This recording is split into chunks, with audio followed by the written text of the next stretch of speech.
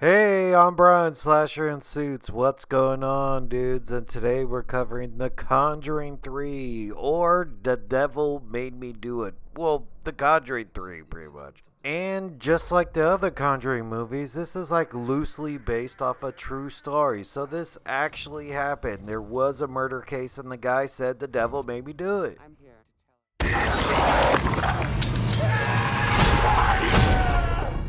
See, if you missed that, in his mind it was self-defense, but I guess the demon took control of him to convince him that you need to stab this guy for self-defense. But in reality, he was just a drunk asshole who was pestering him for like 10 minutes of the movie. And I get why this guy didn't get away with it because, right, self-defense is not stabbing a person 22 times. Maybe a jury goes like 1 or 2 times that's self-defense, but 22, that's overkill. So, you think it's going to be a trial movie because that's actual his defense in court. Hey, I was possessed by a demon. I'm not responsible for it. And it sort of worked. He still went to jail for 5 years for manslaughter. He didn't get like second or first degree murder. I mean, I'm no lawyer, but if I got my defendant only 5 years for murder, I'd chalk that up as a win. And 5 years and you're out. That's no big deal. Right?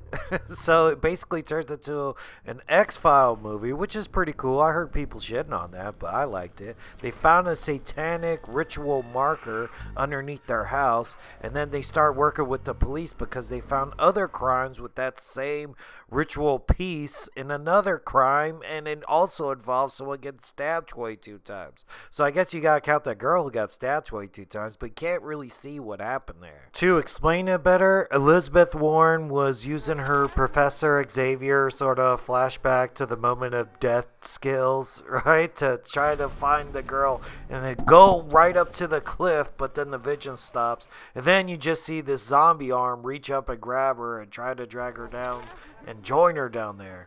But I guess you gotta count that girl, but you don't really see her fall off the cliff. All you see is that demon arm.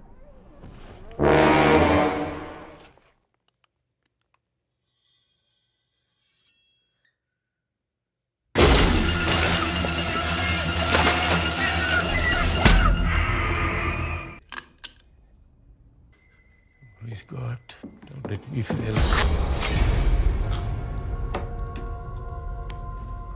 There you go. That's the most violent death of the movie, and pretty much out of all three of the movies, and pretty much the whole Conjuring universe. They don't really go over the top with kills or gore.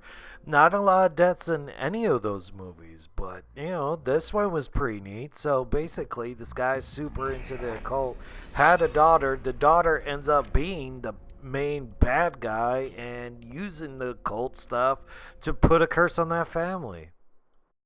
At this point, we're 7 movies deep into this universe, and this is like, well, do even demons can kill you? Because even the first kill in the movie is about a demon tricking you to kill somebody.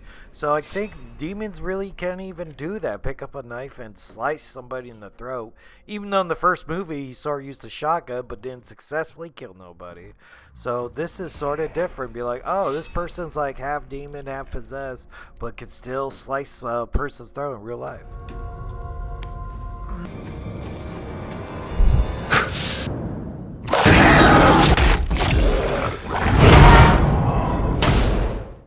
So after the Warrens destroyed that altar, it was like mission accomplished, and then she made a pact with the demon that then came through and did a Mortal Kombat-like fatality by just punching her inside the forehead and killing her instantly. So that was a pretty cool death. I would have liked a little bit more of that, to be honest, though. Like a demon coming back to Earth and taking your soul, right? Maybe even to hell because of a pact that you didn't fulfill your promise to them. That sounds like Hellraiser to me, dude. I mean, what? The Conjuring is about 7, gonna be 8 movies deep by that point. They should do a crossover with Hellraiser and get that puzzle box inside of that Annabelle storage room unit that they have in their house. David?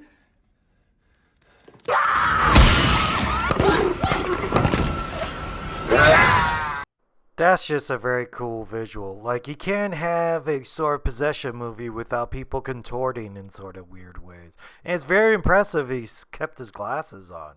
But I always wonder, like, man, I thought that kid would die pretty much. Like, dude, you break your back, and it's supposed to be a true story. Like, I don't know how you could do that way, but then go back to normal. So they took that from The Exorcist, almost like the Spain head. And they also took the, like, hey, take me instead of the little girl, little boy. So they did the whole switcheroo body. So it had a lot of neat, interesting Exorcist like throwbacks and tributes to, and I really appreciate it. So was this real? I would say probably not. It seems like he just had enough of this goddamn roommate, and he was a drunk, and I stabbed him a lot of times, right? And my defense would be like the devil made me do it, but I don't mind. But good for him for trying. That leaves us with a total kill count of 5 people. And that's surprising because not a lot of people die in these Conjuring movies. And I think that was one of the things they wanted to change about this one. Because I just went on a Conjuring binge. I watched 1 and 2 and everything to get ready for this one. And, you know, this finally has a kill count. That's what I've always wanted. And it was pretty cool. It was like a X-Men movie. An X-Men mystery demonic movie. So, alright, I'll dive deeper in the live stream and catch you later, dudes.